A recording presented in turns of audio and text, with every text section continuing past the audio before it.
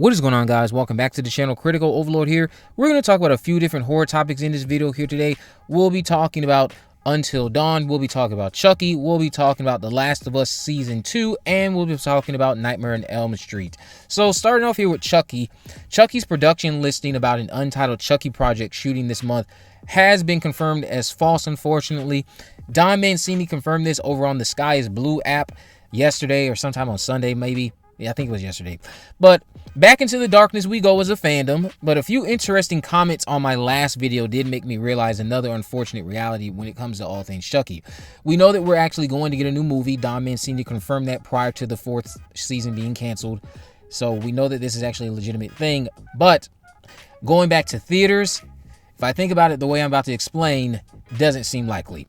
Universal seems to be all in on Megan being their next gen killer doll for the younger half of Gen Z, and I think the other gen is called Alpha. The new one that's up and coming is, I think, referred to as Beta.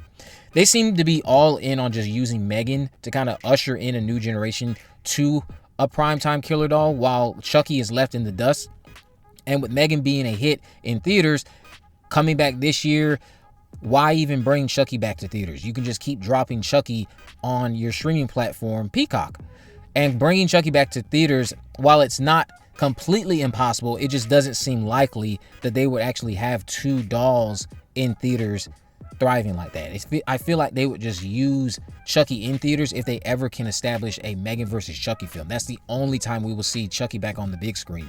So I wouldn't be too surprised if all of the future films we get are going to be Peacock exclusives that never get released on DVD and Blu-ray, so we'll have to subscribe to Peacock to watch them. Now, like I said, it doesn't mean it's completely out of the realm of possibility, because Chucky could always be back in theaters via a Megan versus Chucky movie, but that's probably the only way this will ever happen, especially if Don Mancini is the one still at the helm, and if Universal continues to allow him to double down on the campiness and the wackiness. Why would they go out of their way to market another Seed of Chucky type film expecting any sort of return investment? People already told you they didn't like that 20 years ago. Yes, time heals all wounds, but not enough to the point where people will make that same mistake of going out to theaters to see a Seed of Chucky like movie. Chucky is basically old news to the general public because Chucky has been out of the general public's eye for over 20 years. Yes, you have Curse and Cult of Chucky. Those weren't theater films. A lot of people don't even know that the TV show exists. They don't even know that those last two movies exist. So I'm just being honest. Now let's talk about Until Dawn. Until Dawn's upcoming live action movie had a brief segment during the CES 2025 event yesterday. Sony and Screen Gems are on stage talking about it, mostly the Screen Gems president. She confirmed some details about the film that I put out as rumors a few weeks ago at this point. I've been covering it over the last several months, actually. Her exact words about the film were, "We then built out Until Dawn's universe using the core premise of a group of friends who encounter a variety of threats to tell a new story that is truly visceral and horrifying." Now, David F. Sandberg already confirmed a few months ago in the comment section under an IG post that we would be facing new characters or encountering new characters with a new story. However, what the Screen Gems president has now done is elaborated on some of the things I've been alluding to.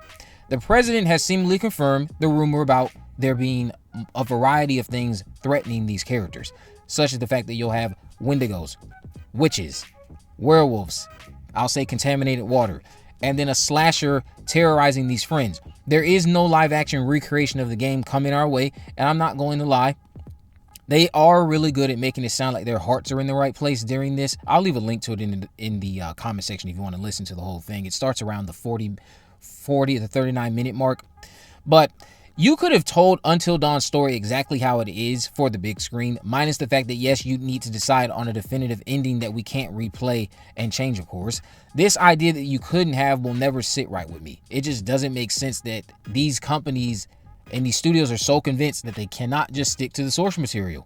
So many people on this earth, a lot of them are aware of Until Dawn, yes, but there's also a lot of people who are aware of it and have never played it. So you could have adapted the story in the game to a full-length feature film, and there's so many people who still could have made this a success. If you would have marketed your movie well, had positive word of mouth, you would have appealed to a wider audience that has not been exposed completely to the Until Dawn game. They could only be familiar with the Until Dawn franchise by title alone and never played the game.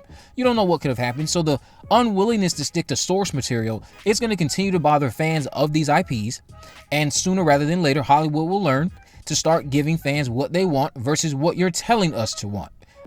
Now, let's talk about Nightmare on Elm Street. Patricia Arquette revealed what it would take for her to return to the Nightmare on Elm Street franchise.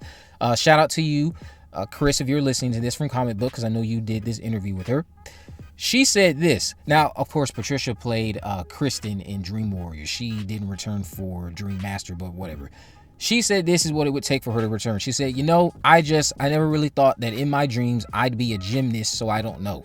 Can I change my superpower? Maybe I'll come back if I can change my superpower. But I mean, I don't know. I can be invisible. I can be anti-gravitational. I can do all kinds of things. Why do I have to do gymnastics? I like gymnastics, don't get me wrong, but I like something a little bit more lethal when I'm dealing with him.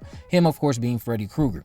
She also had this power to pull people into her dreams. I think that ultimately was her power. She just could do gymnastics in the dream world. So I think her actual power was pulling people into the dream, not doing gymnastics, but I get where she's coming from. She again made this comment during an interview with Comic Book. Patricia isn't wrong. Kristen would be older, so her coming back doing flips and shit probably wouldn't hit the same. Then again, there's also the problem that the character is dead. I'm going to say something a bit out there. Would it really be too bad if a Nightmare on Elm Street legacy sequel to Dream Warriors occurred and we treat Nightmare on Elm Street 4 like a massive dream? Typically, I'd say franchises should never splinter themselves the way Halloween has, but with a title like Nightmare on Elm Street, I could overlook a decision to ignore sequels if the explanation is that they were simply a dream. Patricia can come back, make jokes about the recast that occurred in 4, and we spend some time with an adult Kristen who, for whatever reason, is battling Krueger again. Doesn't need to be Robert Englund. No need to do that. You can find someone else to play Freddy Krueger. But yeah, I wouldn't be opposed to seeing a Kristen-led Nightmare on Elm Street legacy sequel. I doubt it'll ever happen, but that was a nice comment of her to make in this interview. Last thing we're going to talk about here is going to be The Last of Us. So The Last of Us Season 2 is coming to HBO this April. This was announced last night, I believe, along with a new clip or trailer for the upcoming season. This bloody, disgusting article recaps it well enough. So it mentions that the new clip kicked off with Abby, played by Caitlin Dever, cautiously walking through the hospital that was featured in the first season. We're then given a barrage of clips from Season 2 with a voiceover from Dever, sharing some thoughts that fans of The Last of Us Part 2 will no doubt recognize.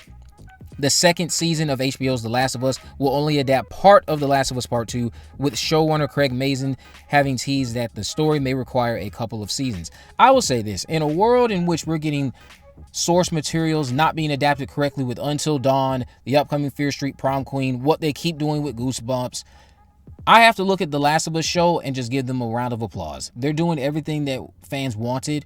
Not that many fans actually wanted this show. I could have done without the show, but the show ended up being one of the better things that came out in recent memory when it came to adapting games to TV shows.